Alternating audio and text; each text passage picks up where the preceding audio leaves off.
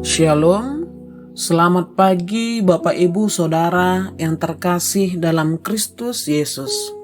Bertemu kembali dalam Renungan 4M Sinode GKO bersama saya, Pendeta John Patar Situmeang, Gembala Sidang GKO Rancaekek. Sebelum kita merenungkan firman Tuhan, marilah kita berdoa.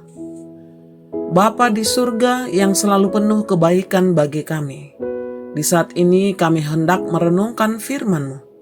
Urapi kami dengan kuasa-Mu, sehingga dapat memahami perkataan-Mu.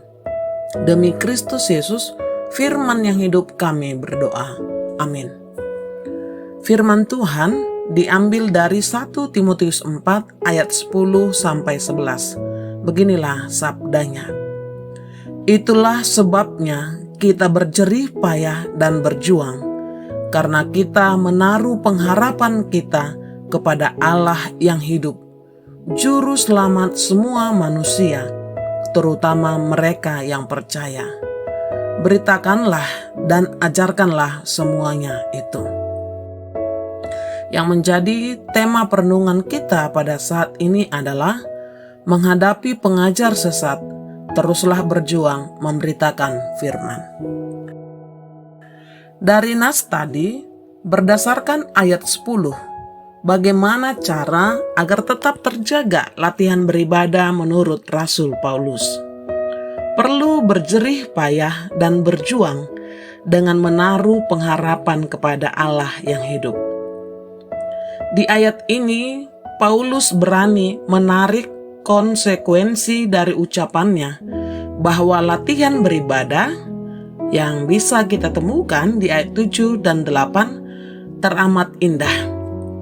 Itulah yang sebabnya perlu berjerih payah dan berjuang. Jerih payah dan perjuangan Paulus dengan rekan-rekannya jauh lebih mengesankan. Karena menaruh pengharapan kepada Allah yang hidup, Paulus dengan rekan-rekan berani berkorban dalam ibadah mereka kepada Tuhan karena mereka tahu bahwa jerih payah mereka di dalam Tuhan tidak sia-sia. Sebagaimana tertulis di dalam 1 Korintus 15 ayat 58b. Sebab kamu tahu bahwa dalam persekutuan dengan Tuhan jerih payahmu tidak sia-sia.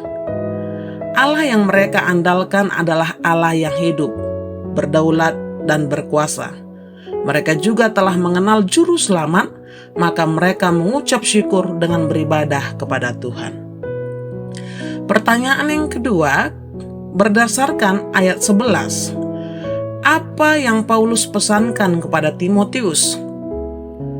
Paulus memberikan perintah kepada Timotius supaya ia memberitakan dan mengajarkan Juru Selamat kepada jemaat. Paulus menganggap perlu untuk memberikan lebih banyak keberanian kepada Timotius dan dalam pengajaran dan dalam tindakannya, mengingat kecenderungannya sedikit takut dalam penampilannya karena usia yang lebih muda, dan banyak para ahli mengatakan bahwa umur Timotius pada saat itu adalah 15 tahun, dan gereja pada umumnya menghendaki agar pemegang jabatan adalah orang-orang yang sudah tua. Paulus memerintahkan Timotius untuk beritakanlah dan ajarkanlah. Berarti di sini Timotius harus melayani umat. Timotius sendiri harus dipelihara dengan firman tentang iman dan ajaran yang benar. Dengan begitu dapat disimpulkan bahwa Paulus sangat meneguhkan Timotius dalam melayani jemaat dan mengajarkan firman Tuhan. Kedua hal ini menjadi senjata bagi kita dalam menghadapi pengajar sesat di masa kini. Sebagai pribadi-pribadi yang beribadah kepada Allah yang hidup, memiliki pengharapan kepadanya, terdidik dalam firman dan ajaran yang benar, akan memampukan kita menghadapi mereka yang mengajarkan ajaran yang tidak sehat atau tidak benar, yang tidak sesuai dengan firman Tuhan.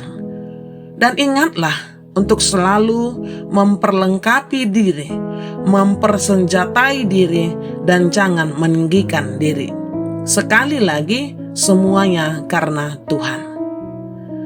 Bagikanlah kepada keluarga kita, sahabat kita, saudara seiman di gereja, para pelayan Tuhan, dan setiap orang yang kita kenal untuk selalu melawan ajaran sesat dengan tiada lelah memberitakan firman Tuhan. Mari kita tutup renungan kita di pagi ini dengan berdoa. Kita berdoa. Bapa, firman-Mu memantapkan komitmen kami di pagi ini untuk selalu berjuang dengan tiada lelah memberitakan firman-Mu dalam melawan ajaran yang tidak sehat. Kami memberikan diri untuk selalu mau diperlengkapi dengan kuasa Roh Kudus. Dan selepas renungan ini, kami akan mulai beraktivitas. Mohon penjagaan-Mu bagi kami semua. Demi Kristus Yesus, kami sudah berdoa. Amin. Terima kasih Bapak Ibu Saudara yang sudah mengikuti renungan di pagi ini. Selamat beraktivitas, Tuhan Yesus memberkati.